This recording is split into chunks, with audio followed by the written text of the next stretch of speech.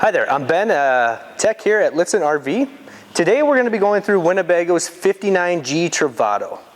So to start us off, we're going to start talking about right inside the main door here, we have a couple switches. So the first two switches up on top are going to be our awning. We'll talk about those in a second. The next two switches down, the one in the back side here is going to be our coach battery disconnect. So the coach battery disconnect is mainly for storage. That's if we want to shut all the batteries off and pretty much kill all power to the whole back of the coach. So that's simply on and off. That's a momentary switch. Next one over is actually, it's not labeled or anything, but it's for underlighting underneath your step getting into the coach, and also on the step on the driver's side getting into the coach. So that's simply on and off, and it does have a green light on it that tells you if it's on. Shut that off. So now up to the awning controls, we have in and out. All we have to do is push the out button one time. Then if we pan back here,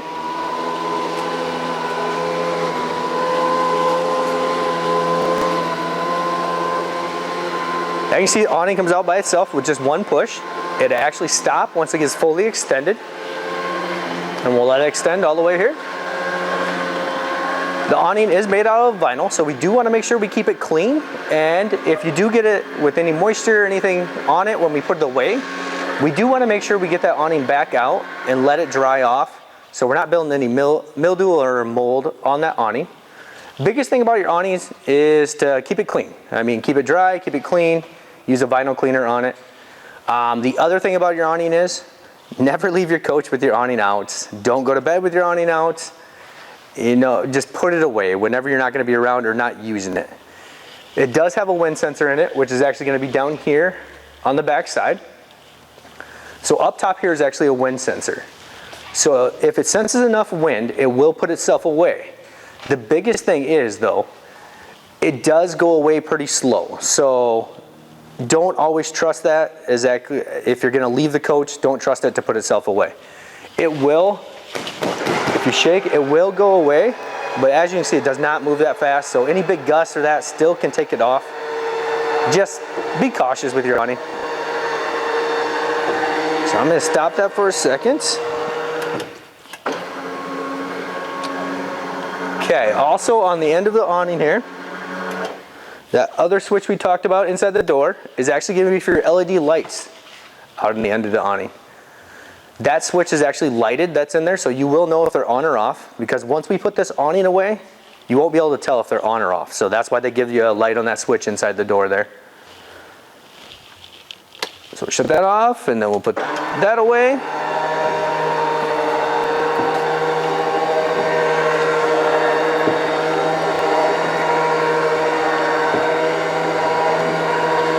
right, as it's going away. Okay, right inside the main door here, we do have your screen. It says pull here, so just pull that, slide across. It does give you your screen, which allows you to have this open, no bugs or any of that stuff are gonna get in. They do say pull here for a reason. They don't want you using this as a grab bar, and that's what they're warning you here. Don't use it as a grab bar, so we don't want to try to get up in the coach pulling on this or anything, because you have the chance of ripping that off the coach if you do yank on that.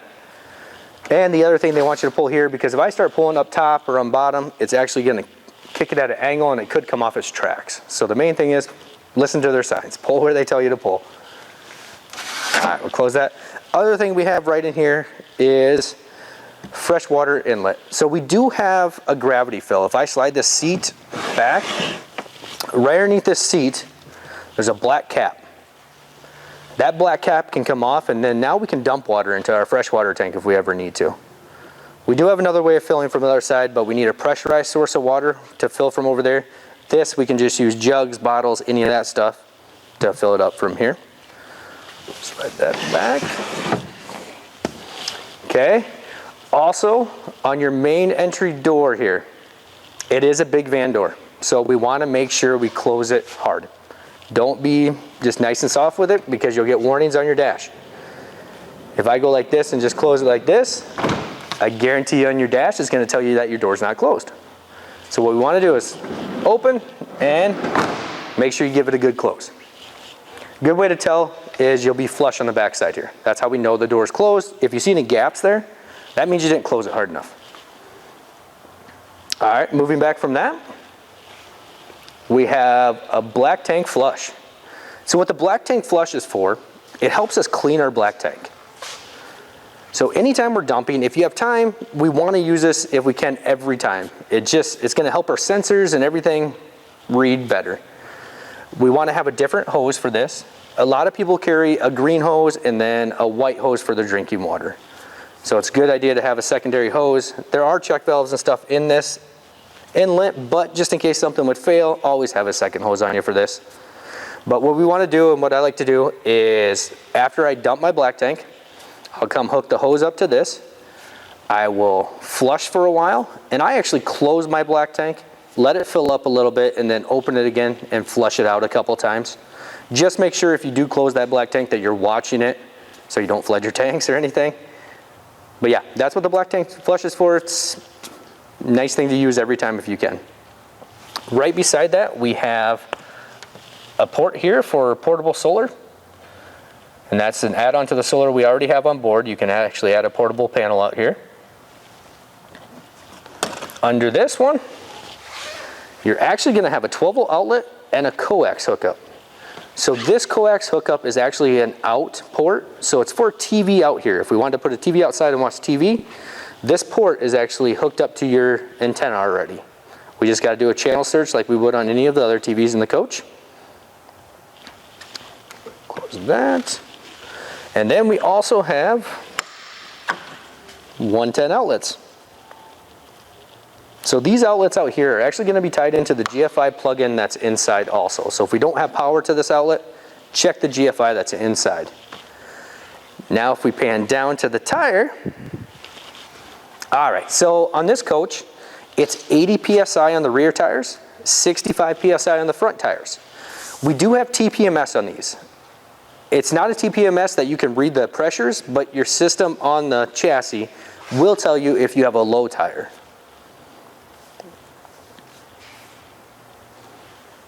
All right, moving back. So to the back of the coach now. We're gonna start down low. It's kind of hard to see right now, but down low underneath on the right side here, there is an LP hookup. That's there in case you want to bring a grill with you. We can hook a grill up to it, any of that stuff.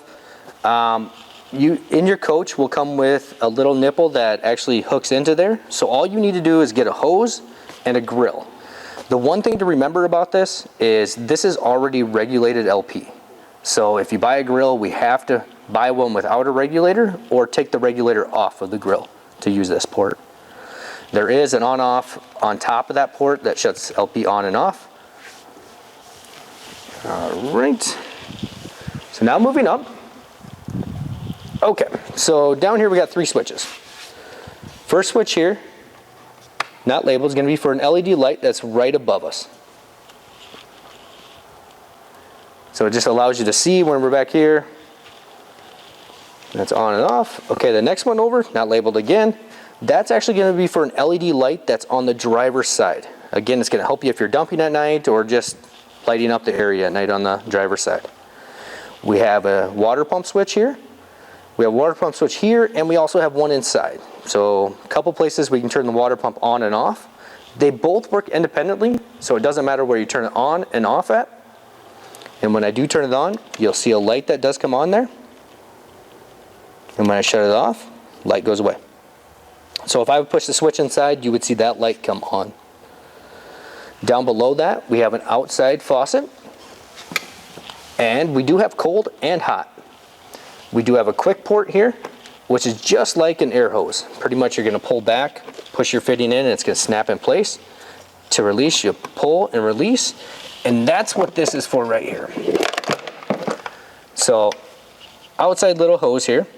So all I'm going to do, push in, and it's going to snap in place. Now we can run cold water or hot water just by pushing that. The one thing you want to do is make sure you always shut your valves off before trying to release this. So shut those off, relieve the pressure off the hose, and then pull back. Pull back, and it will release off of there. The one thing I always like to do too is pull the handle and drain this whole hose so it doesn't drain out when you put it away in here.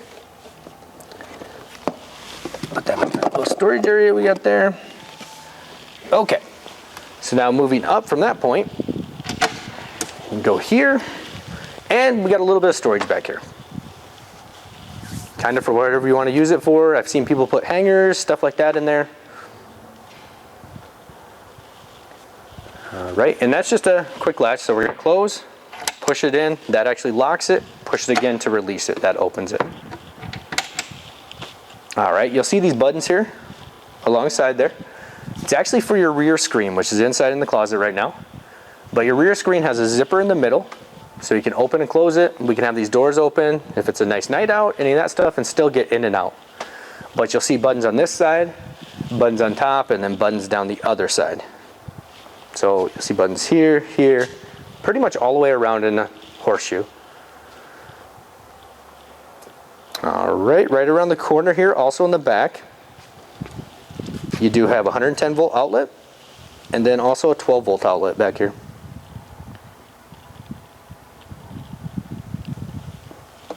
Okay, the other thing we have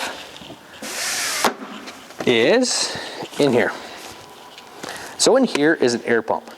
It's a 12 volt air pump, and there's also a fix-a-flat in here. So that's why you have all these 12 volt outlets all over, in case we need to pump tires up or put fix-a-flat in tires. That's what that is. All right. Other thing that Travatos come with is a 10-foot sewer hose. So there is a storage for the 10-foot sewer hose on the driver's side. A lot of people do get a longer hose, ended up either put it in a storage underneath the coach, or they get a Rubbermaid container and store it in the back of the coach. But that comes with a 10-foot. Okay, now we'll move over here to the driver's side.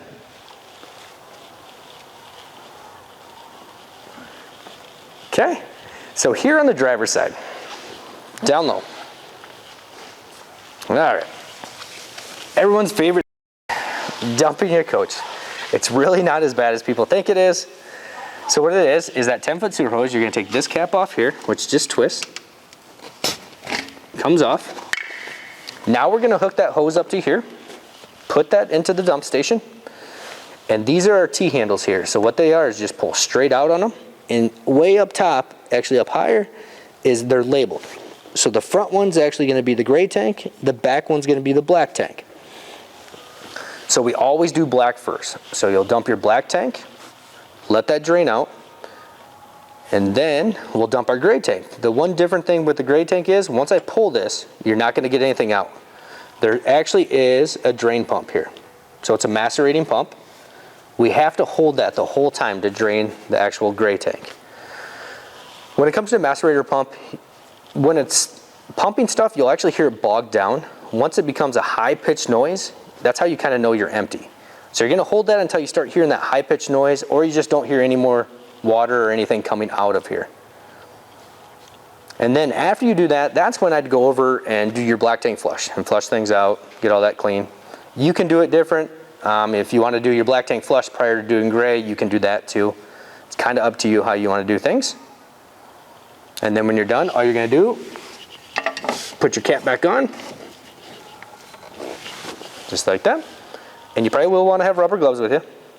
Again, it's not that messy, but it scares a lot of people and it's really not that bad. Exhaust, that's right beside here, is actually for your generator. Generator is right underneath in the middle of the coach. Pretty hard to get to. Makes oil changes really fun on this one. All right. So up high on the driver's side here is that LED light I was talking about with that switch in the back. So that's that second switch that wasn't labeled, actually turns this light on and off. All right, back down low. Little flip open here. This is where that 10-foot sewer hose would store. And that's the only hose that's gonna fit in this storage. It's made strictly pretty much for that 10-foot sewer hose. And that is sealed off completely from the inside. All right, down low, you have the exhaust for the chassis. Moving forward here, we have the Truma exhaust. So this is for your heater and hot water heater. It's all in one. It's a Truma combi. So you're going to have exhaust coming out the bottom side, fresh air going back in up top there. It does get pretty warm, so don't lean anything up against there. We don't want to block any airflow going in and out of there. Moving forward, we have, this is where our 30 amp cord plugs in. So it does give you a blue light on top that tells you we do have power from the pole. If I flip that open, there's a little screw on it here. We'll screw that off, give it a little twist, and pull straight out. So all we're doing is the little L shape you see there. We're going to line that up with the little L shape you see inside the plug here. So then line that up, just like that. So we're going to push in, give it a little twist, and then what we do is we screw this back on, and that is just going to hold your cord onto the coach so nobody can kick it out, it can't fall off, any of that stuff. You got about 30 feet of 30 amp cord on that. You probably are going to want some kind of surge protection, and a surge protector actually protects you from reverse polarity, surges, anything messed up at the pole pretty much. So it's always a good idea to have some kind of surge protection. Up above that, we're going to have a coax cable. This is the input. So this is where we would hook up if the resort offers cable. Hook up here, and then we do a channel search for their cable stations. All right, moving forward from that, two hookups here for water. So the very first one says tank fill, and that's how we fill our freshwater tank. So again, you can do it from the other side from gravity filling, or we can use a pressurized source and just hook a hose up here, hook it up to a faucet, and feed it. The only thing this will do is fill your freshwater tank.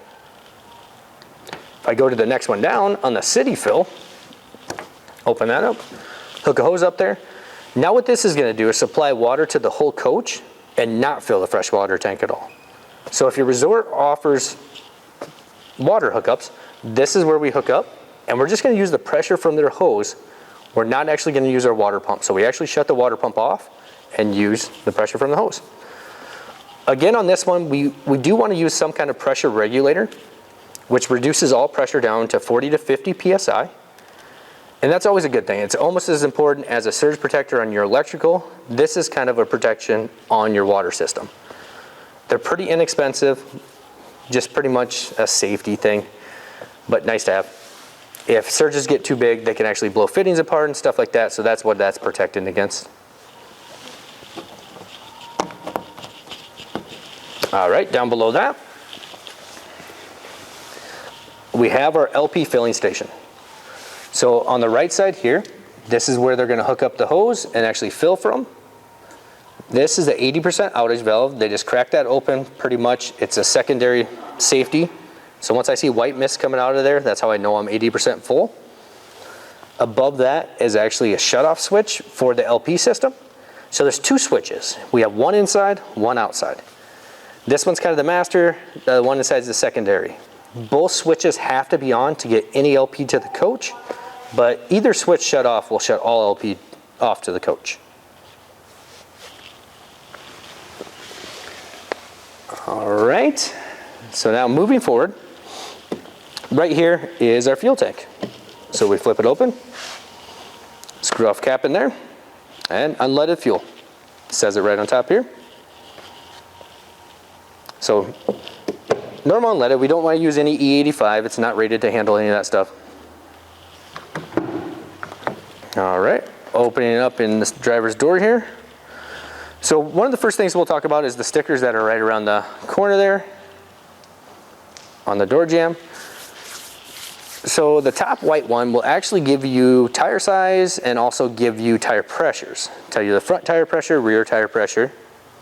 The yellow one down below that will actually give you VIN numbers, serial numbers, that, and combined weight on that.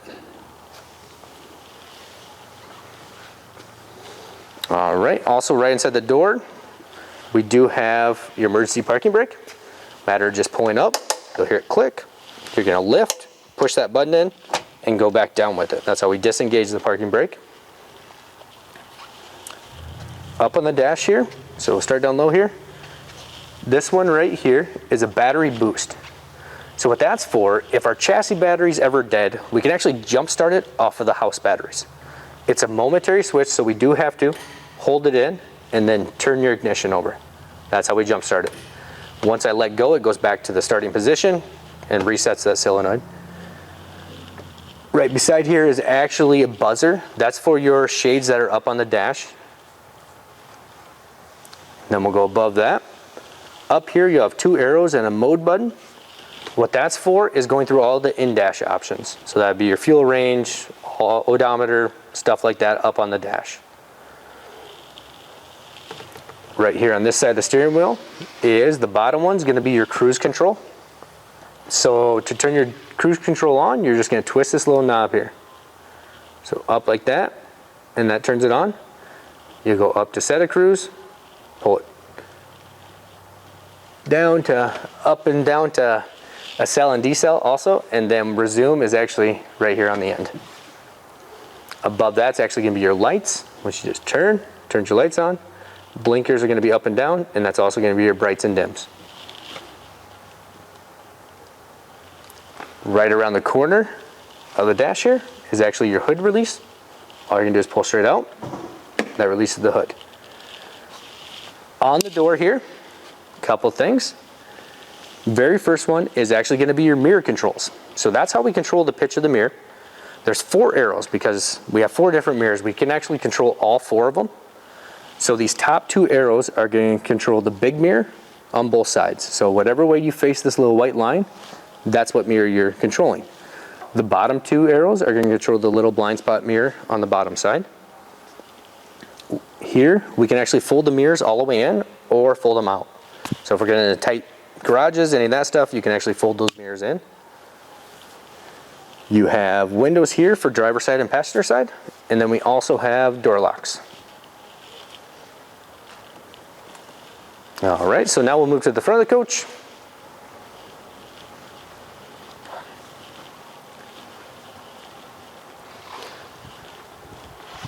Okay, in the front of the coach, so we released the hood already. Now, what I'm doing is lifting there. So all I was doing is lifting this little lever right straight up from the Dodge symbol. Then we're gonna go up and then lock that into place. And that's just your hood prop there to hold it up. So we'll start on the right side. So very first thing we got here is we have relays, fuses in there. And a lot of this stuff, or all this stuff, pretty much is for the Dodge part of it. In here, that is actually a remote terminal to jump our coach if we ever needed to, or if we want to put a battery charger or any of that stuff on it. Because our battery is actually not located up here, it's located under the steering wheel, pretty much, under the floor right there. So this is your positive terminal. This in front is your negative terminal, or ground. Okay, above that we have our brake fluid here. You have your engine coolant. Coming to this side, kind of down low here, we have oil dipstick. And then we have your oil fill, that's right beside the dipstick there. It's a 5W20. Over here you have your windshield washer fluid. And we have your power steering fluid here.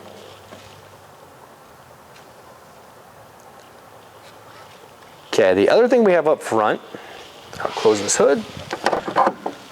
Down. Okay, one more thing we have up front, down low. Right down here, you'll see a little square cutout. So that little square cutout is made to be popped out of there, so just pop it out. In your jack, that's actually in back, there's a jack, tire tools, and then there's a bar that can screw in here. That's in case we ever need to flat toe this. Say we got stuck, need to get pulled out. This is where we would hook that bar up, hook a chain up, and get pulled out. Because really there's no good place to hook up anywhere on this coach. It's all fiberglass up front, any of that stuff. So you put the bar in, hook it up, and that's how we do that. Okay, so moving over here.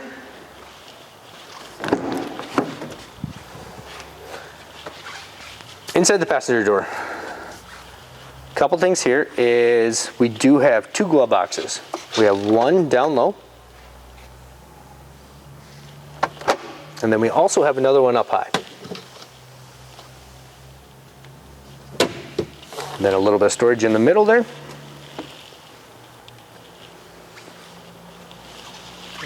All right. Okay, next thing we're going to talk about as we go inside, I'm actually going to show you how to make this bed up. It's actually really easy to do after you do it a couple times. All right, first thing we're going to do. Your coach will come with 2 separate cushions. The one that's light pretty much, and there is going to be a filler cushion. The other one that has a bar in the back actually is going to be the filler cushion for over here. All right, so I'm going to set those aside for a second.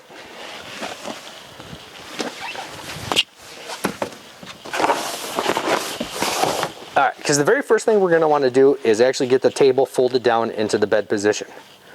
So what I always like to do is we're going to remove this cushion and at least flip this cushion up out of the way. It makes the table go down that much easier. Okay, so right here you'll see a little button on this side. That little button is actually going to fold this leg. So what we're going to do is we're going to lift up on the table, push that button in, and then we're going to fold that leg in half. Locks in place. Then what we're going to do is we're going to come down. That's what's going to pop it off the wall.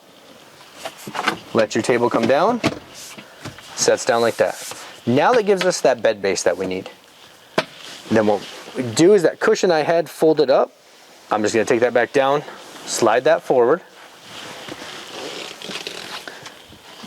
The backrest cushion that I took off is going to be the filler cushion for right back there.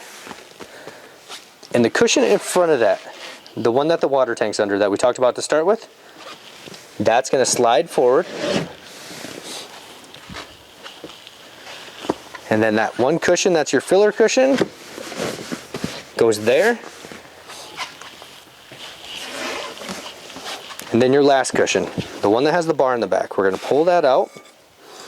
So this bar is actually going to go right in these spots here. There's 2 spots right in front here.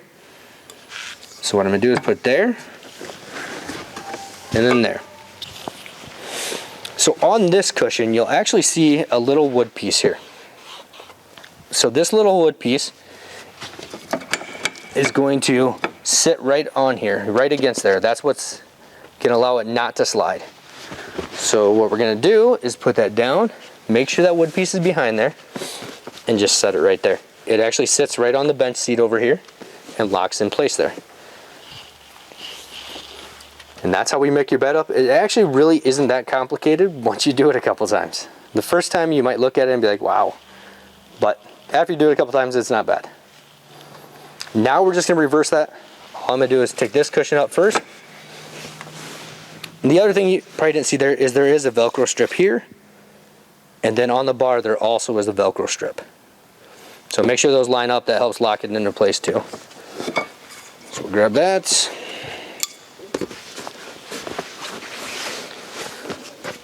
Put the bar back in its storage.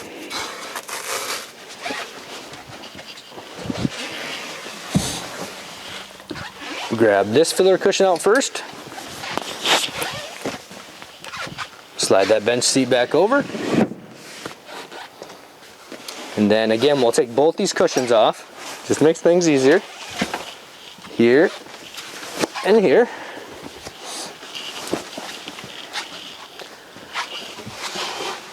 And then just reverse it with the table. So what we gotta do is come up, and you always wanna be down at an angle. Get it to lock back on the wall. Fold that leg back down. And that's back in place. I'm gonna leave these cushions off just for a second because there is some things under here that we need to talk about. and we'll get to that here in a second. Other thing we have on your table is I'm going to pull down on this little lever here, and then that's going to allow the extension to twist around and then lock into place. So that's how we give you your table extension. But it does lock, so you have to pull that release again to fold it back in. Then it will lock into place. Under the table, there's another storage compartment that flips open. This is a lockable storage compartment, which is nice. So you see a lock on the front there. You can actually lock any, valuables, any of that stuff in there.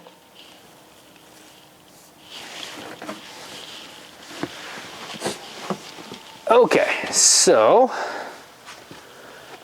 let's go ahead and now we're going to go through the Winnebago black bag. All right, so this is going to be all your manuals, anything for the coach that you need to know. So a couple things to start with is we will start with the operator's manual. So the operator's manual will actually walk you through how to operate everything in the coach.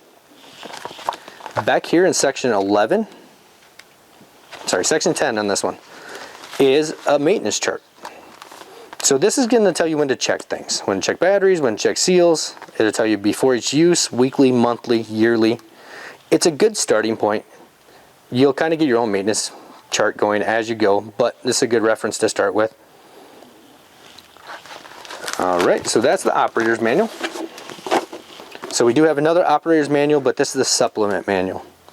So this is going to have every manual for every single thing in this coach. So that's the manual that came with the TV. They just take it and they put it in binder form for you, which is really nice. So all your manuals are in one binder. So that's what that is. Any questions, anything, always refer to your manuals. They'll usually walk you through anything. If not, you can always give us a call. We'll usually walk you through anything too. So those are the two manuals for the Winnebago side. Now we have the Dodge manual here, which is the black one. So that's anything to do with the chassis will be in the Dodge manual.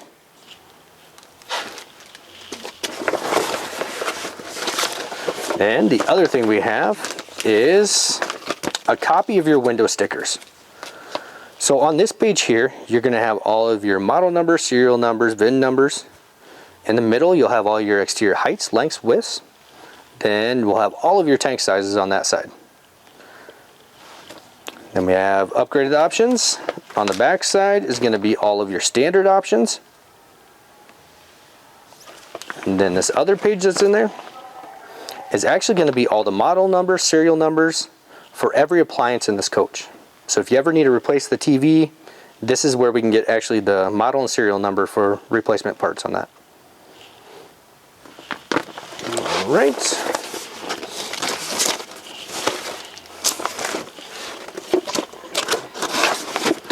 Goes back in.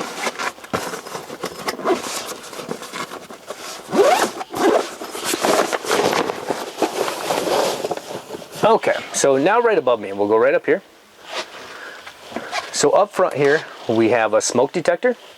That's gonna just flip open. 9-volt battery. Check if it works often. Replace batteries yearly. There is test buttons right on the front. Moving back from that, we have our king jack antenna. So that's gonna be for the local stations in your area that you're at. There is a red light here. You'll see blue lights here. If I can get in right now, no, we're in the building, so it's kind of hard to get a signal.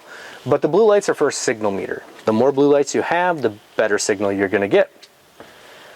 There's an attenuator, which is right here. So what that actually will do is dampen the signal down. So you're only picking up the strongest stations.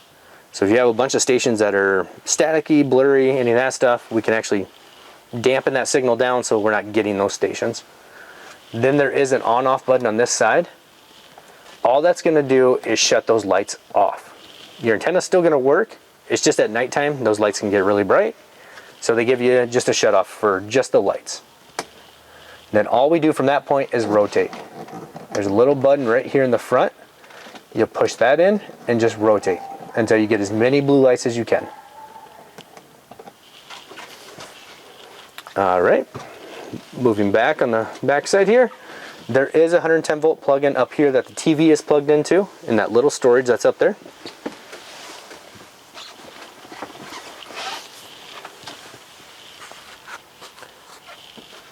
Okay, moving below that is your Jensen DVD CD player. You have your power button here. You have your volume control. This is your enter. If you push the middle, that actually is enter. We have eject here for DVDs or CDs. Audio is here. That's going to be your trebles, your bass, your fades, standard radio stuff. Go down from that is going to be zones. So we can control each zone separately.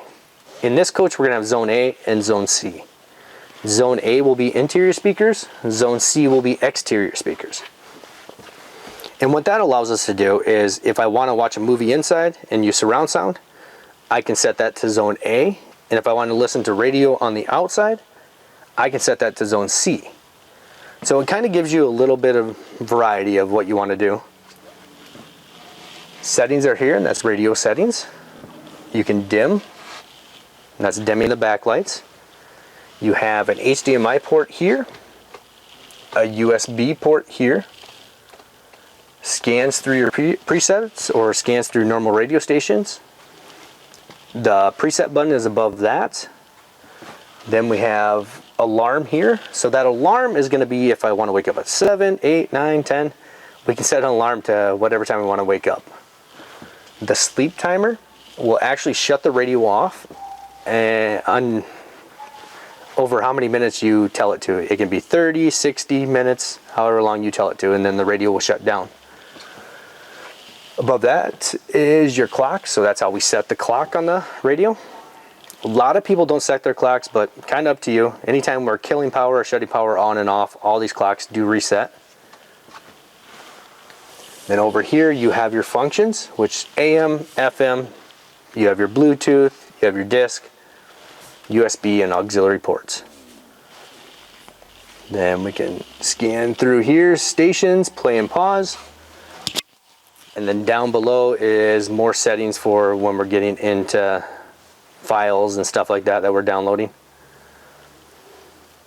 Okay, moving over to our Insignia TV.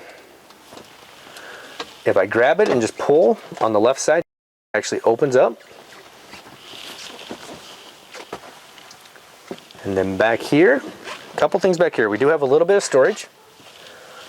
The coax that you see up on top is actually your booster plate. So that's what's actually giving your king jack antenna power. There's a little button on there right beside that green light that you see. That actually turns power on and off. So if that green light's not on, you won't get any local stations at all. So that green light has to be on to try to get any local stations. And your local stations are going to be based on kind of where you are. If you're out in the middle of nowhere, you might not get any. If you're by a big city, you might get more. The one down below that is an HDMI port that's pre-wired into the TV already.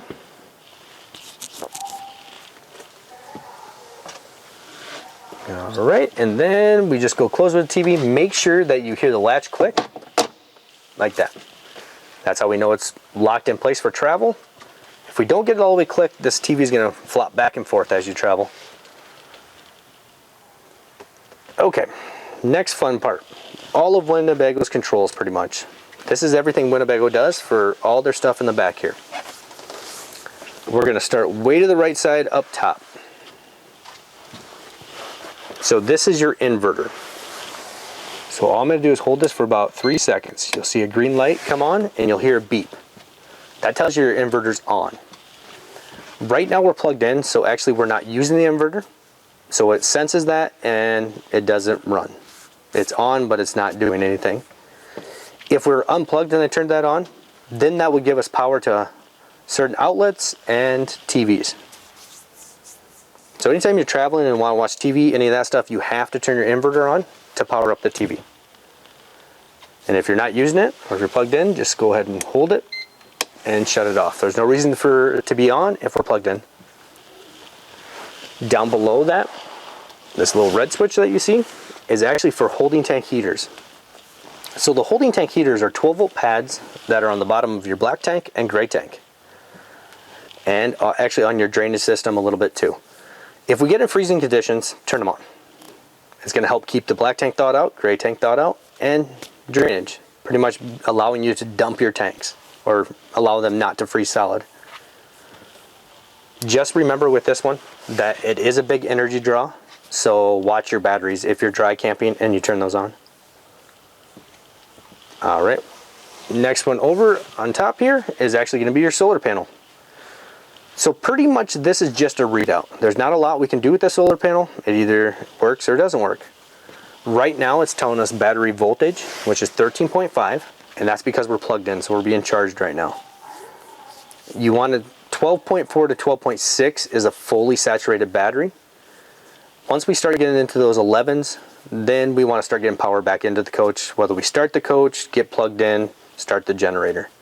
But the solar, what the solar is there for is to help prolong your battery life pretty much.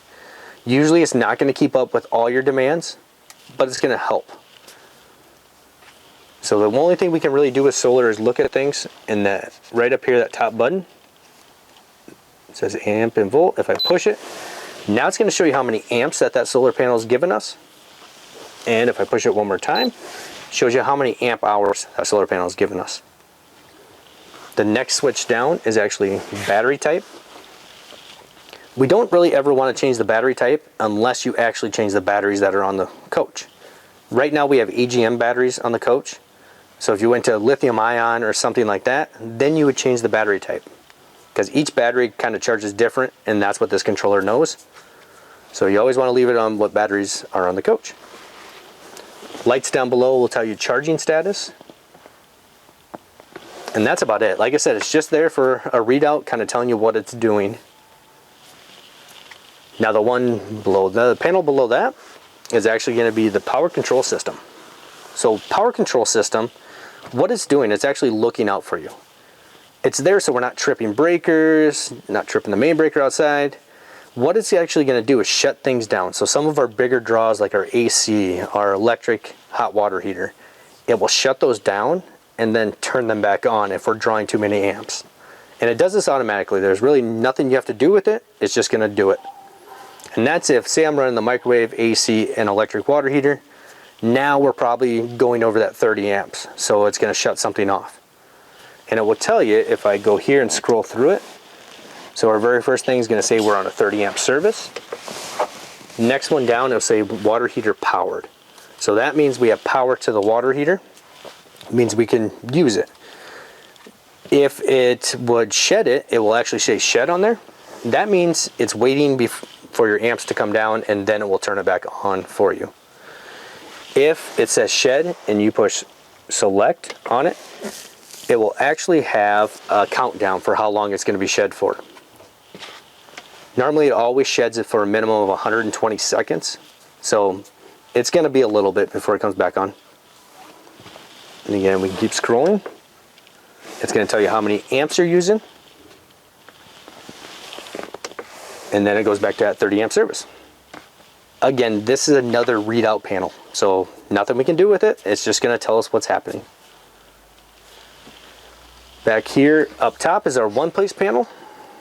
Couple things we can do on this one. So there's a water pump switch here. So if I push that, up here it will say water pump on if I would push it. So now you'll see that go to on, push it again, and I see it go to off. Over here is tank levels. So I push that one. Now it's going to tell us our freshwater tank, our LP gas, our gray water, and our black water. All of these go up by thirds besides the LP. That goes up by quarters. I want you a little more precise on that LP. Next one over is going to be battery level. So battery level is going to show you your chassis battery level and your house battery level. Again, like I said before, 12.4 to 12.6 is a fully charged battery. Don't ever base it on these bars that are over here. You'll never see them go full. Base it strictly on voltage. Again, that 12.4 to 12.6. You're seeing 13.6 again because we're plugged in. If we had the engine running, the alternator probably would give us 14.1, 14.2. And again, don't ever let them go too far into 11s. Once you go that far, that's when we start damaging batteries and hurting batteries. So if you see that get down to like the 11.9, somewhere in there, start that engine, generator, plug in. Over here on the right side is going to be our generator. So the bottom button is our meter. So the meter is going to tell you how many hours are on that generator. This is where we're going to base our maintenance on. So our maintenance, what that's going to be is oil changes are going to be every 50 hours of use. We recommend doing an oil change. Your initial one will be at 20 hours. And they also want you to exercise this generator 2 hours a month under a 50% load. So that means run your AC, run a heater, run your microwave. Do something that's going to put a load on that generator. And the more we run these generators, the better they're going to run for you. So definitely run them. A lot of people use them going down the road to run their air conditioning, stuff like that. That's a good thing. Get some hours on it. But definitely keep up with the oil changes and the general maintenance on it. Also, that will be in your manual for all the maintenance times and stuff on the generator. Okay, so that's the one place panel. Now we're going to go down over here. We have an LP switch. So that's that second LP switch that we were talking about outside. So anytime I shut this switch off, now all the LPs shut off to the coach. LP's back on. A lot of times you'll hear a solenoid click that's underneath the coach. So that's just turning the LP on and off. But just remember, if you don't have any LP after you turn this on, check that switch outside. Next one over is our Truma. So Truma is going to be our heat and our hot water. So the big round button at the bottom, we're going to push the middle. Very first one that's flashing, has a little thermometer in the middle, is going to be room temperature. So I'm going to click on that. It says off. Just twist the dial and set your room temperature to whatever you want to. Then once I say I want 66, push enter. Now we're going to come over to the next one. This is our hot water. So I'm going to click on it. Couple options. So you have off, we have eco, hot, and boost. So eco is just a lower temperature that it runs at. It's like a 103. Your hot is going to run at the 120. And then your boost, what that's going to do is the boost actually takes priority for your hot water heater over your furnace. So it will run 3 cycles and then it will reset back to your normal settings of the furnace running and everything. The boost functions for if we're going to do multiple showers or have a high demand for hot water. That's where we want to use the boost. Otherwise, on normal usage, I would just use hot. Right there, just set it on hot. And then next one over is going to be energy source. So we either have gas or electric. Gas is going to be the most efficient way to heat this and heat your hot water. Next one over is going to be a mix 1, which is using more gas and a little bit of electric. Next one over would be mix 2, which is now using more electric, not as much gas. And then if I click one more over, now we go strictly into electric. So electric 1 is just using less wattage. Electric 2 is going to be using more wattage. Again, electric 1 is going to be probably good enough for your sink, stuff like that. Electric 2, you'll want to kick that on for a higher demand of water. And the only way electric is going to work for the Truma is if we're running the generator or plugged in. Otherwise, if you're just traveling down the road and don't want to run your generator, or dry camping, don't want to run the generator, you'll have to set it to gas. Alright, so over here is our fan. So click on that, you either have eco or high, and that's for the blower fan in the Truma. You'll see a little plug-in on that side right there. That just shows that we do have 110 volt. So if you go to use the electric or run this and you don't see that little plug there, that means either you're not plugged in or the breaker's tripped or something outside. Next one down over there is the settings of the Truma. Be really careful on the settings. Make sure you have the manual in front of you if you go into settings, because you actually can change language in these, and you don't really want to do that because you can take it to French, you can take it to other languages that probably going to be hard to take it out of. So just if you go to settings, have a manual in front of you. Alright, next one over is actually setting the clock that's on this. And this last one in the corner is actually for a setback thermostat. So if you want to set this on a program, you can do that. So if you want to turn it on at 9 a.m., shut off at 5 p.m., that's where we set that. Other than that, the trim is pretty easy to run. Okay. So now, move these cushions back.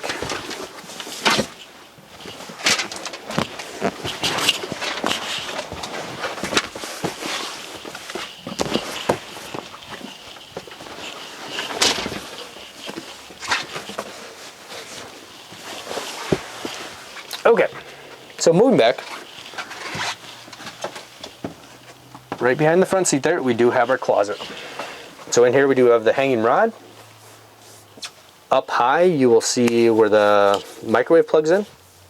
So any problems with the microwave, anything, that's where we unplug it from. Moving down, right here is the screen for the back door. So that's the black see-through screen. It does have the buttons all the way around. That actually will correspond to those buttons that are on the back door.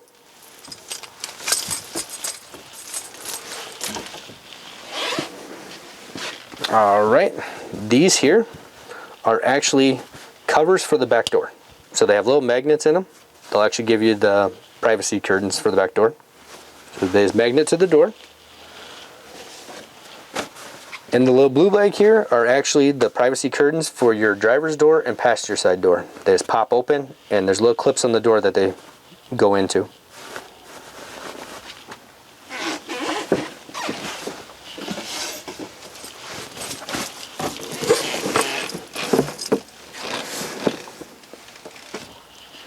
Alright, so down below that is a subwoofer speaker, part of the rear entertainment.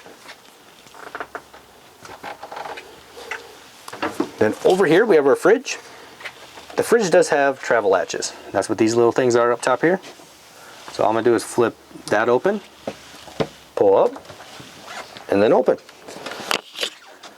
So this is a compressor driven fridge. It's a 12-volt fridge. So it runs strictly off pretty much batteries. There's no LP that goes to it, nothing. So again, if we're running the fridge a lot, we want to maintain our batteries. There's a dial right here. That's how we set the temperature of the fridge. So right now it's set to 0. All I would do is twist and then set it to whatever I want to on that. So straight out towards the center of the fridge is where we set it. 7's your coldest, 1's your warmest. And that's going to be based, again, on climate outside. The warmer we are outside, the colder you might have to go with it. Alright, the fridge does come with a little tray down here. It gives you ice cube trays, a couple of those. Storage in the side of the door. And we'll go back closed. And anytime you travel, just make sure you put that latch on. That's going to keep this door from popping open while you travel. Freezer has the same latch. Pop that open, lift up, and the freezer's here, and it's one temperature setting for both of these. So if you set that to a 5, that's for both the freezer and the fridge.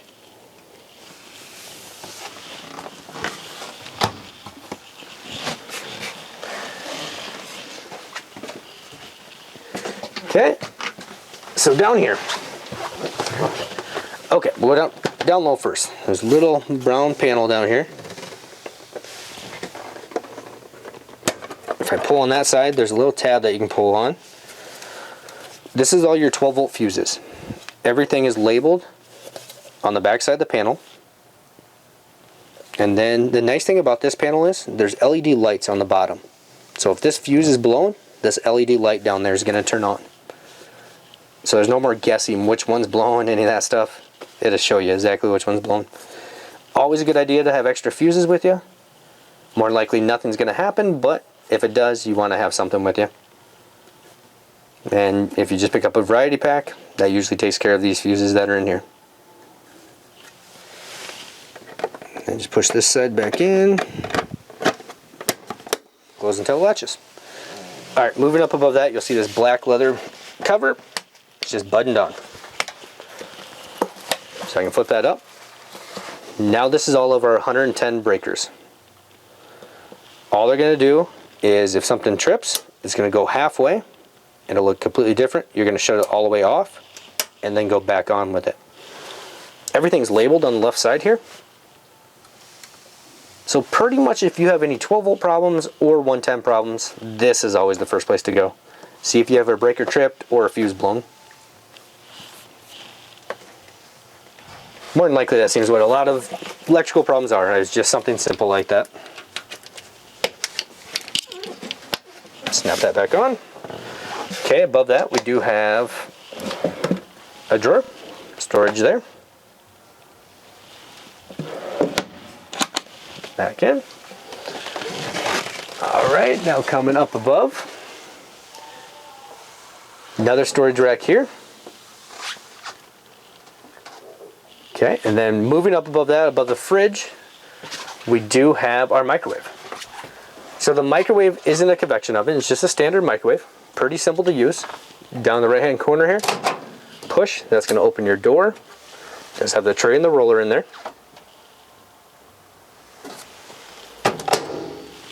So your numbers here are going to be express cook. So 1 minute, 2 minute, 3 minutes. Then the start button down here, we can add 30 seconds at a time to that. You have stop and cancel. We have presets up here, which are frozen vegetables, beverages, dinner plates, popcorn, potato, pizza. You have power level, so that's reducing the power level of the microwave. Setting your clock is there. You can also set a kitchen timer, weight defrost, time defrost, and a time cook. So pretty basic. The microwave's pretty basic, pretty easy. If you still have problems with that, again, the manual is in your coach here. Okay, so now above my head here too, we do have our vent fan. So our vent fan is all controlled up here. So right on this side here, you'll have a power button here. So if I push that power button, now it lifts the lid up and turns itself on. Nice thing about this fan is it is covered. So actually I can travel down the road with this. It can be opened in the rain. It can be opened anytime, which is really, really nice. The plus minus on this side are for speeding the fan up and down. One more button here on this side is a thermostat. So if I hold this button, you'll actually get a green light. And what I'm doing when I do that is I set a thermostat to 78 degrees. So if it gets warmer than 78 in here, it's going to automatically open and start venting out. And then once it gets cooler than 78, it automatically closes. If you want to shut that off, you just push power and then it cancels the thermostat. Over here is a crank. So that's for manually closing this, the hood on this pretty much. If the motor would fail, any of that stuff, we can manually crank this down. If you ever needed to take the screen off for cleaning, that's what these tabs on the side are for. Just twist them out of the way. Do that to all four of them and then the screen will pull down. We do also with the Travatos have a remote that comes with this, and the remote can do all these functions that I just did up here. So that's controlling speeds, that's controlling thermostat, on, off. So your remote will control all that too.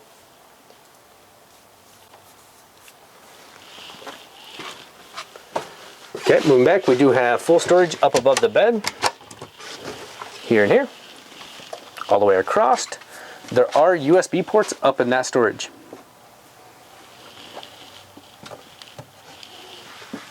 And we can go back down, close the latches. Main thing with the latches are anytime you travel, lock them so these cupboards aren't coming open and closed. All right, underneath the bed here, we do have more storage.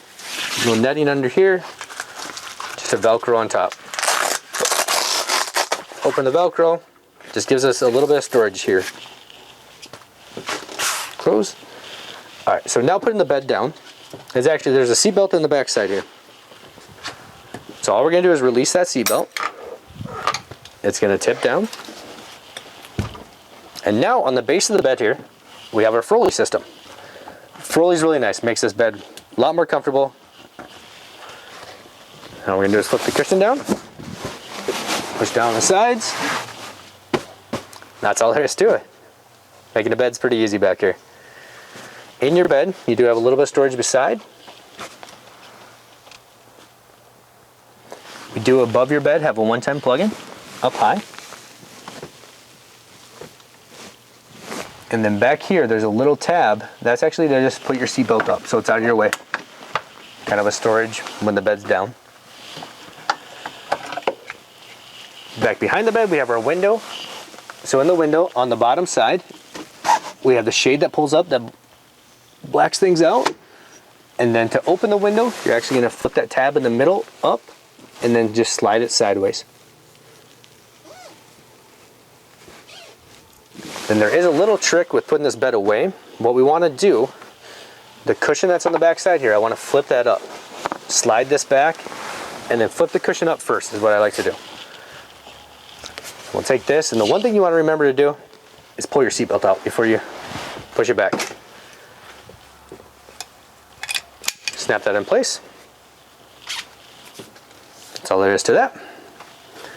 All right, down low, we do have 2 more storage drawers, here and here. Close, close. And then we do have some slide storage down here, which just slides open. Slides open.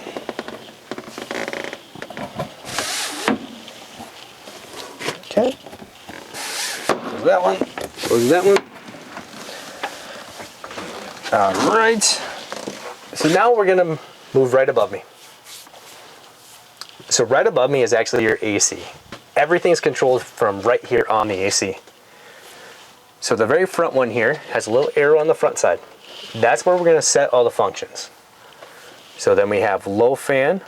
You'll actually see low fan twice. And if this AC offered a heat pump, you would actually see a heat pump there. It doesn't, so that's why you see low fan twice. Low fan, your next one's gonna be high fan. Then as you keep going, you'll get to low cool and then to high cool. So the difference between low fan, low cool, high cool are, if we select fan, it's just the fan running, not the compressor at all. So that's there just to circulate air pretty much. The low cool, high cool actually turns the compressor on, and then we are cooling in here. On the back side here is actually our thermostat. So we're using the arrow set to the back side now. The further I twist that, it just changes the set temperature. There's no way to set an actual temperature. You're just either going blue colder, red hotter. Up here are our filters for the AC. There's 2 tabs you'll see here and here. All I do is pull those, and this will actually pop out. This is our filter here. You just slide it out, clean it, put it back up, and reuse it. Pretty much anytime you see those get dusty, clean them, because all that's going to do is affect how hard your AC is running. So if they're really plugged up, it makes the motors and everything work that much harder. So just make sure you keep them clean.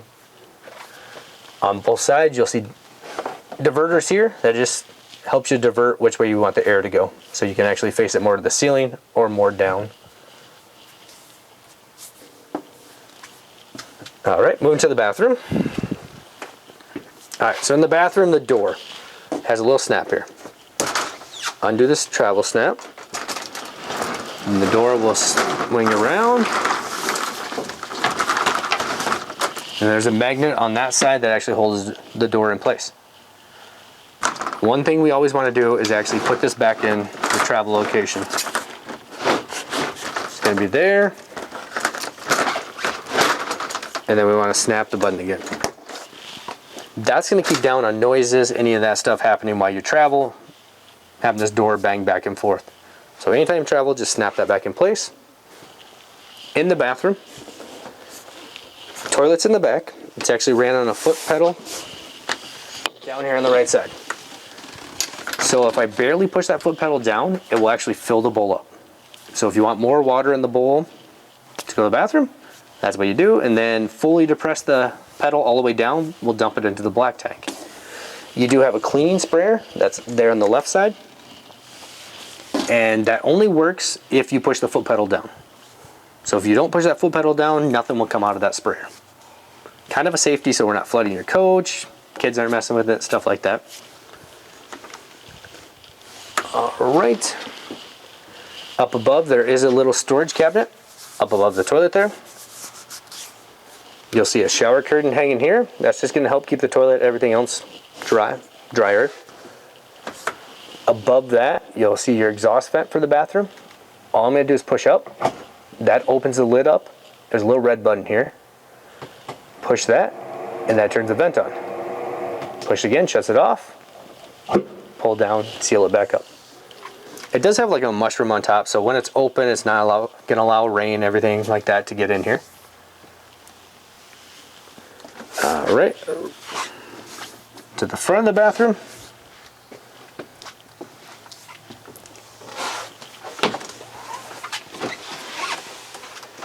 Okay, so up high here, we have a shower drain. So that's an actual pump for anytime we're taking a shower, for the drain that's actually in the shower. And you're going to turn that on anytime you're showering. There's actually a light on it, turns that pump on.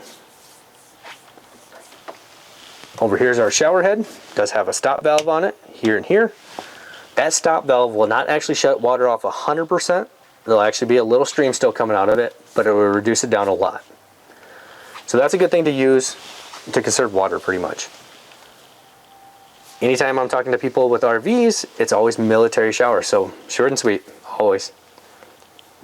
Because you're limited to the amount of water we have on board and also the amount of water that you have in the storage tanks and waste tanks. All right, down below that is our faucet. We have the hot on the left, cold on right. The black handle here, if I pull up on that, that's going to turn the shower head on. A little stopper in the bottom, plug off the sink. And then around the corner here is storage. It's a sealed storage that has a foam little gasket around it that seals it up. There's another one right in front of the toilet also, right here. It's going to be for toilet paper, you know, shampoo, stuff like that. Close and seal.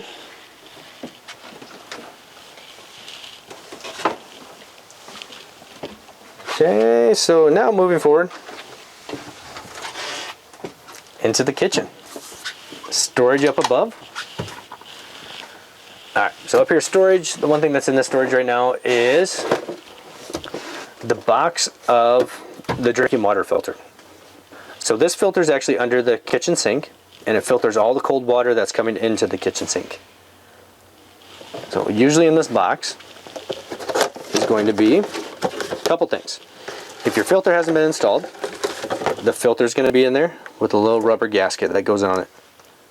So that's in there. Or it might already be in your filter or in the housing. We do have, there's some extra parts in here that aren't used. Winnebago didn't use them, so that's what's in the box still there. And the other thing we have is the filter wrench. So that wrench is going to take the housing off for the filter. Righty tighty, lefty loosey on that one. Stuff back in there. Back up there.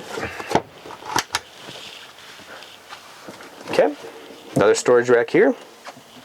You do have another coax hookup behind that. That's an out port again. That's if I want to set a TV in the kitchen here, so I can watch TV when I'm in the bedroom. That one's pre-wired into the antenna also. You have a 110 volt outlet underneath that. And then right beside that we have lights for the kitchen and lights for the bathroom. Kitchen sink, flip the lid up. Faucet rotates up and then can swivel wherever you want it to go. You're going to pull out on the handle. Up is going to be hot, down is going to be cold. Push back in, shut it off. The one thing with the sink that you don't want to do is ever leave the handle up like that when we go to close this.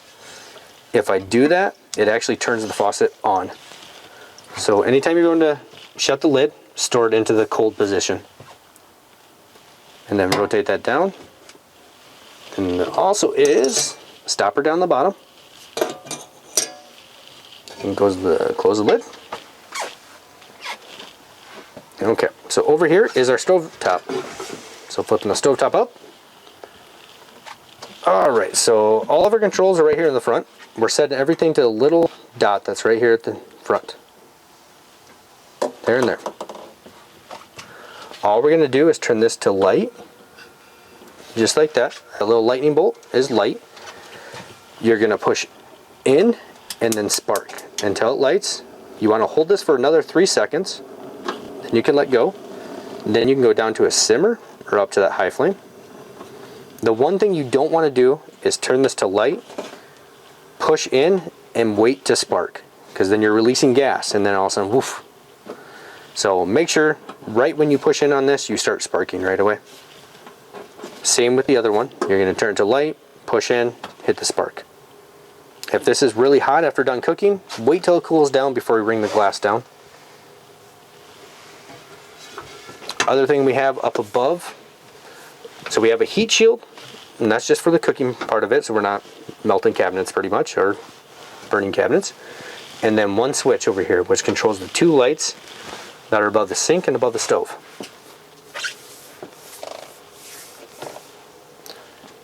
All right, down below that, first switch here is actually going to be your main lights up front. So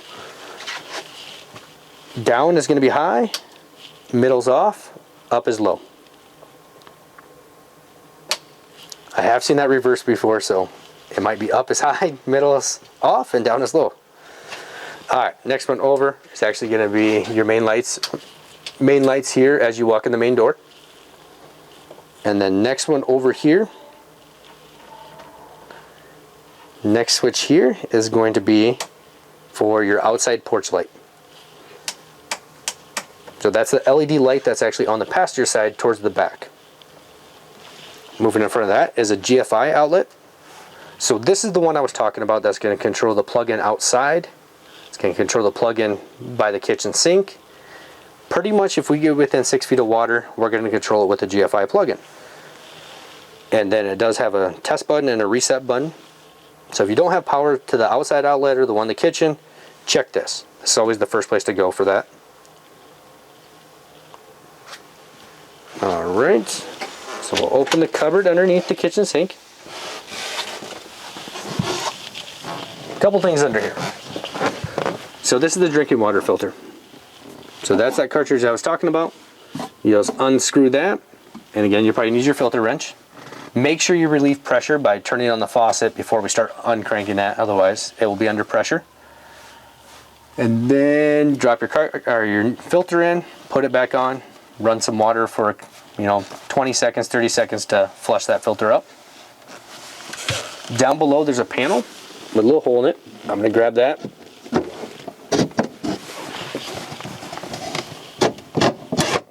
Flip it up. You're going to see a pump under here. It looks like a water pump, and actually that's what it is, but it's not made for your water system. This is made to pump the water out of the shower. So that's our drain pump. So if your water is not pumping out of your shower, there's a little plastic filter underneath that right there. It has a little screen in it. Unscrew it, clean that screen, put it back on. I've seen a lot of hair, stuff like that, plug those up before. So again, if it's not pumping out of the shower, check this point here. The water pump is actually underneath this drawer that's over here. So it's further this way is where our water pump is located.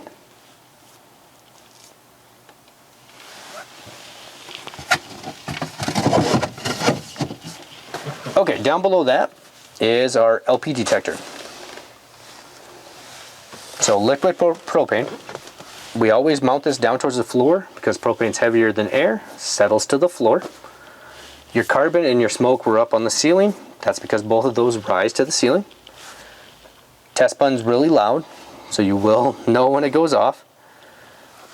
This one's hardwired into your coach batteries, so anytime your coach batteries are on, this is always going to be on. Unlike your ones that are on the ceiling, those have the 9-volt batteries in them. If this ever goes off, get out of your coach, shut your LP off, go get it checked why it's going off. I have seen like aerosol cans, certain sprays, stuff like that make it go off. So if you're using hairspray, anything like that, and it goes off, that probably caused it. But if you're not doing anything and it goes off, get it checked out. but make sure you shut your LP tank off.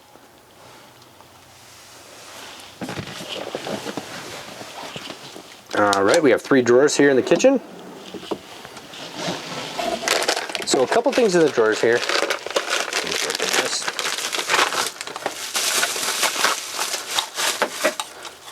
So that's the remote I was talking about for the vent fan. Has a power button, fan speeds, and then, fan speeds, and plus and for when we use the auto function to set the thermostat. There is a mount that comes with it, so if you do want to mount it anywhere, you can. You have your Insignia TV remote. Extra cable that came with the TV. You have your Jensen remote, so that controls the DVD player. And then this is that fitting I was talking about, and that's for the LP grill hookup in the back. So that's the male version of the hookup. Just get a hose and a grill. And that's. We have more storage down below that. And third one down low. Close. Okay, you do also have your countertop extension. Just lift up, snaps into place. To release is actually underneath. You'll see 2 tabs here. 2 black tight handles. I always like to put my forearms right here, lift up, pull those down, and that releases it. All right, now down below that, one more thing we need to talk about here is there's this little panel that pops open. So that pops open. This is actually where we do all of our winterizing from. At least suck the RV antifreeze in from here. That's the pink that you're seeing in this hose right now. There's a valve in here that says winterize normal or winterize. So right now it's in normal. If I flip that down, now we're in winterize. Pretty much what this valve is doing is shutting your freshwater tank off. So instead of drawing water out of your freshwater tank, it's drawing water, our RV antifreeze through this hose. So flip that down to winterize, put the RV antifreeze on here, then we'll turn your water pump on, and then go to every faucet until you get pink coming out from the faucet. And you want to do that to all of them, and then we want to dump a little bit more down the traps just to make sure the traps are winterized. When it comes to the Truma, I always like to bypass the Truma too and drain that. That's underneath the seat that's right behind the table. All right. Then what we always do is anytime you're done winterizing, we always flip everything back to normal operation. So when you come to use it again, you can just flush water through to de-winterize, and just make sure you flush enough water just to get all the pink and stuff out of it. RV antifreeze is actually safe to ingest. It's just going to give you a funny taste pretty much. But the more water you flush through it, the better you'll be.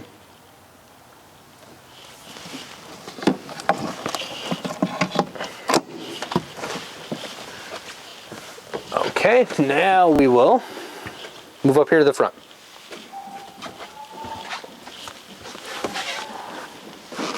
Okay, so up here in the front, a couple things up here. I'll start with the keys. All right, so here are the keys. You have unlock, lock, and unlock. So the unlock is on top is just for the front doors. The lock will lock all the doors. The bottom unlock will actually do your side door and your rear doors. Top button up there flips open the key for the Dodge. Flips down. Then you do also have one gray key on there. So that gray key is going to be for that lock compartment that's underneath that the table that's inside. So that's how we open and close that. All right. On the front of the steering wheel here, horn in the middle. You have mute here on the left side. Up and down for volume. Right here is hands-free calling. You have answering a call, hanging a call up, and then changing stations on the radio. So you kind of control everything from the steering wheel. Also with the steering wheel, it doesn't go up and down. It telescopes in and out only, and that's way down the middle. You reach way down in there, you'll feel a handle, release it, and then it's way down in here. Right there. So once it's released, I can telescope in and out, and then you want to lock it back into place, and that's going to lock the steering wheel. Also, while we're down there, right in here, you're actually going to have a USB port and an auxiliary port that's tied into the front radio.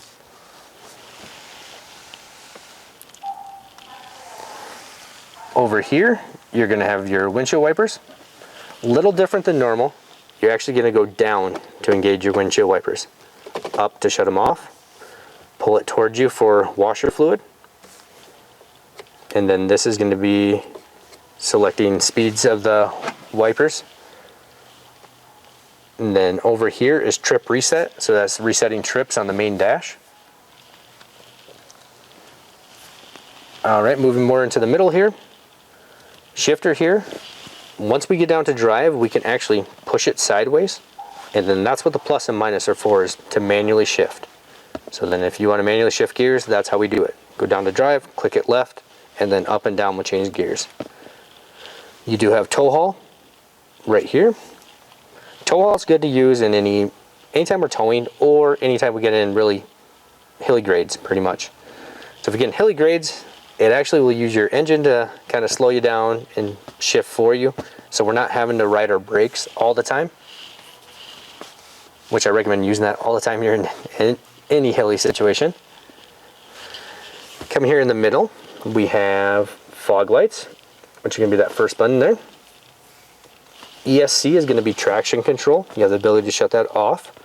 Only time I'd ever shut that off if I got stuck in the sand, stuck in the snow, because right now with traction control on, it actually gears your tire rotation down, so it won't allow you to try to spin and get out of a stuck situation. Four-way hazards in the middle. We have another door lock button here that will lock all the doors. Up above you have climate control, so we have all your fan speeds here, and it's just a matter of turn the dial and use that little white thing on top to set the fan speed. If I push the middle is my recirculation. Next one over is going to be thermostat, controlling the temperature you want the air coming out. And if I push the middle, will be your AC control. Over here is your vent selection. And then if I push the middle of that one, it will be defrost. Now up to radio, if I push power right now, it actually turn on. The radio actually will power up without the ignition on, which is kind of nice. So I mean, if we do want to use the front radio, we can. All right, so a disclaimer comes up. We can push accept. That takes us in time. We'll get to there in a second. So we'll start with radio. So by pushing the radio button on the bottom side there, it takes us into the radio. You have AM, FM, and then we have Sirius XM radio. So if I want to switch, I'm going to click on that, and then you can choose one of the three. Push X to go back out. Actually, you know what? We'll switch it to FM. Make sure volume's down. Okay. So now we have tune. You have information, audio functions of the radio. Your presets are up top, so just hold them to set a preset, and then you can scroll through stations with the arrows on the right and left side. Now media, if we had a media device hooked up, that's where that would come through at. Navigation's next. So navigation's TomTom. TomTom's pretty easy to use. It's pretty much, if I want to find a destination, just click search, and then it will ask you to type a location in. Address, city, center, kind of whatever you're looking for, that's where you actually type that in. It's a pretty basic navigation, so actually really easy to use. Main thing is, put a location in, it's going to take you there. Alright, next one is phone settings.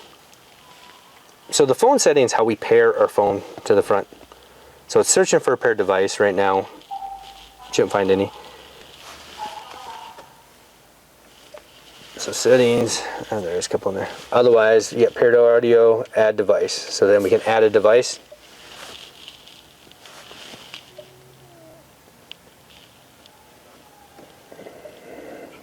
Oops, I just went by.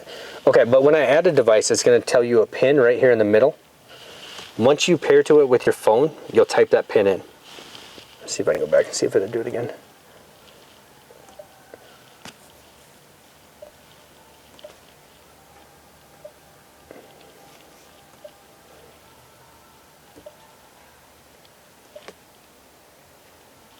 Okay, so right there, vehicle device name, you connect 6737. So you'll see that pin come up on your phone.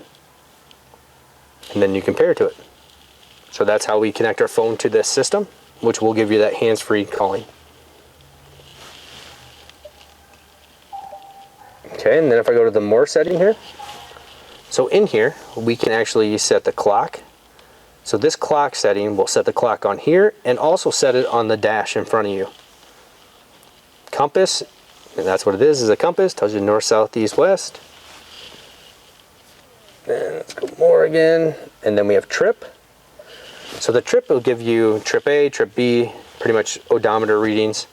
It's talking to your dash pretty much. This is integrated into the dash so it knows your trips and everything.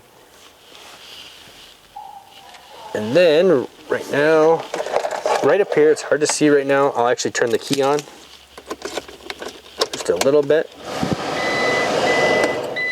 Now you'll see it come on. So that's a rear camera. So if I push that, now we can turn the rear camera on anytime we're traveling. You can have it up and running, which is kind of nice. You can see what's going on behind you, see if any cars are coming up on you. But ignition does have to be on for that camera to come on. As you can see is when I was here, if I shut the ignition off, whole radio shuts down. Turn that back on.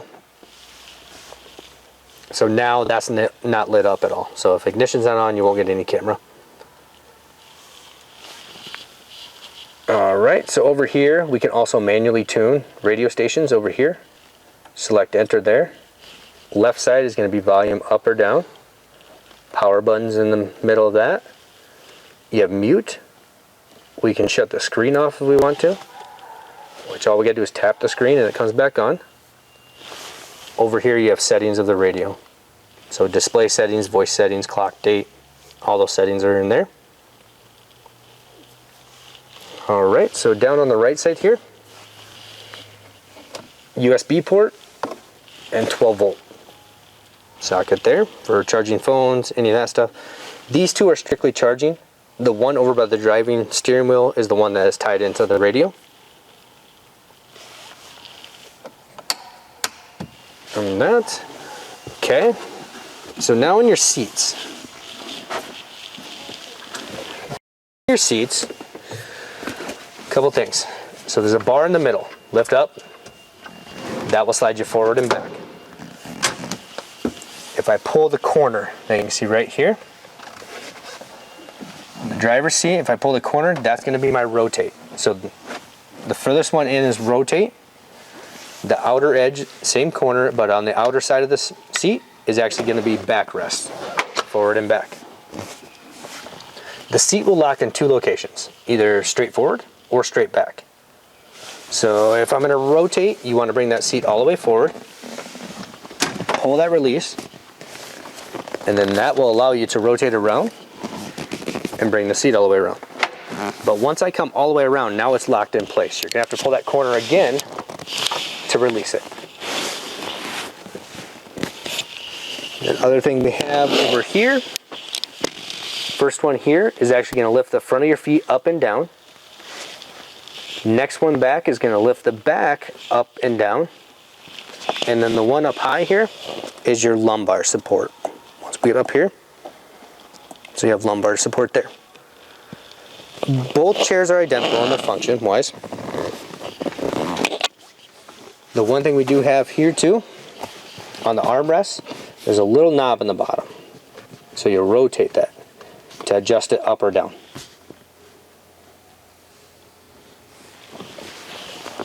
Come around, that's going to lock it into place. Go back. Okay, also right in between the seats down low, we do have the cup holders down low in the middle. Okay, now moving to the front shades. Front shades are really easy to do. That's how we actually black out the windshield at night. We're gonna undo the Velcro. So undo the Velcro. Then what we're gonna do is lift the arm up. And what we wanna do is up here, there's a plastic clip up here, and then also a notch that it goes into. So we're gonna go up, line it up, and make sure it clips in place. So I usually tug on a little bit, make sure it's in place. Same thing on the passenger side. Up, make sure it's clipped in place. Then all we gotta do is pull the center shade up, like that. Put your visor down, and that's gonna give us our privacy at night. The one thing to remember with these shades is anytime my ignition's on, there is a buzzer that goes off on these shades. It's a safety buzzer, so we don't travel down the road with this shade up. All right, to reverse that, we're gonna go up. Now we're gonna go down. In place, then we wanna bring the arms down, and that's what we do is push that button right there to release it. Come down. The one thing you wanna remember not to do is just set the shade down just a little bit. We want to make sure we close it. So don't be scared to push it down, because that's allowing that sensor to activate so those buzzers don't go off. Same thing with the passenger side here. We're gonna release it, come down, and then make sure you close it. Then what we're gonna do is put the Velcro back on, right there. Put it back in place. So really easy to do, and that's gonna give you your privacy at night. Some of the maintenance things with the chassis part of it, kind of. We want to keep up with the oil changes, all the maintenance of the chassis. So all those actually are in your manual. It tells you exactly when to change oil, when to when to change transmission fluid. Pretty much any maintenance stuff will be in the manual, when to do all that stuff. Braking period, it's recommended 1,000 miles, normal acceleration, normal deceleration. There's no max speed, no minimum speed. They just want you to vary speeds, is the main thing. So they don't want you out there just doing 70, set your cruise for 4 hours. They want you, if you're gonna set your cruise, every hour, pull off on an off ramp, pull back on. Just make sure you are varying those speeds.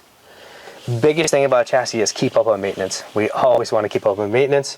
If we do that, it's gonna last a lot longer, run a lot better for you. Yeah, definitely keep up on maintenance on that. I guess if you have any questions, any concerns, give us a call. Look us up online. I hope you appreciated the video. Have a good day.